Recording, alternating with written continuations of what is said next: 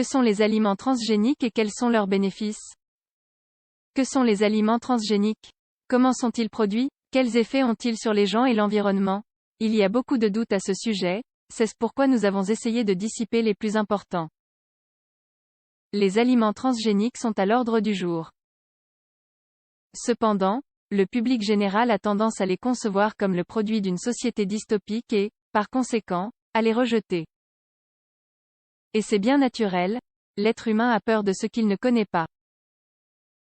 Modifier une chose aussi établie que le code génétique de ce qui nous entoure ne peut être positif, n'est-ce pas? Différentes interviews montrent que le rejet de ces aliments est plus élevé. En effet, 33,4% des personnes interviewées pensent qu'ils font plus de mal que de bien, tandis que leur acceptation n'a qu'un taux de 22,8%. Ce sujet est donc plein d'ombre et de lumière à nuancer. Mais, auparavant, il est nécessaire de préciser ce qu'est un aliment transgénique. Que sont les aliments transgéniques? Ce sont ces aliments qui sont produits à partir d'un organisme modifié à travers l'ingénierie génétique. On leur incorpore les gènes d'un autre être vivant pour produire les caractéristiques que l'on souhaite retrouver. Nous voyons donc que cette définition n'englobe pas tous les aliments commerciaux. Il faut également savoir faire la différence entre sélection génétique et transgénique.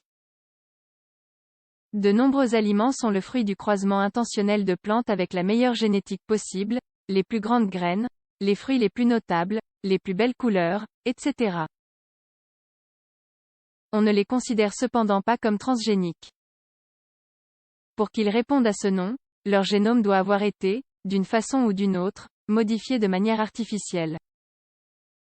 Cela peut sembler complexe, et ça l'est.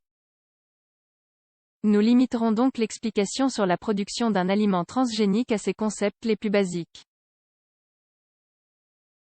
La bactérie Agrobacterium tumefaciens est capable de transférer des informations génétiques à des plantes, en entrant par des lésions produites sur ces dernières.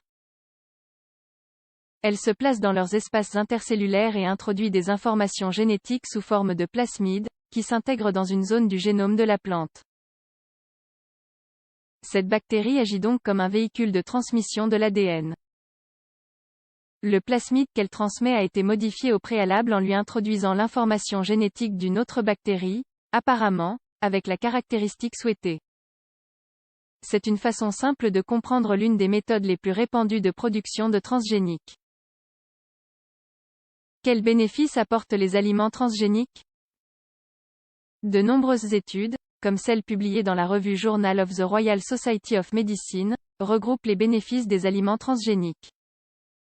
Mais, avant tout, il faut prendre en compte le fait que, sur notre planète, il y a plus de 840 millions de personnes sous le seuil de pauvreté, qui n'ont même pas un apport calorique quotidien de 2000 kcal.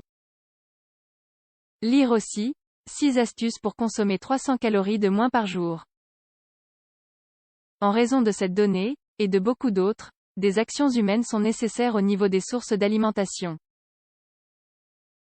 Les aliments transgéniques peuvent fournir un plus grand apport nutritionnel. Un exemple clair est celui du riz doré, modifié par ingénierie génétique pour faciliter la synthèse de vitamine A, surtout dans les pays en voie de développement où une alimentation équilibrée n'est pas possible.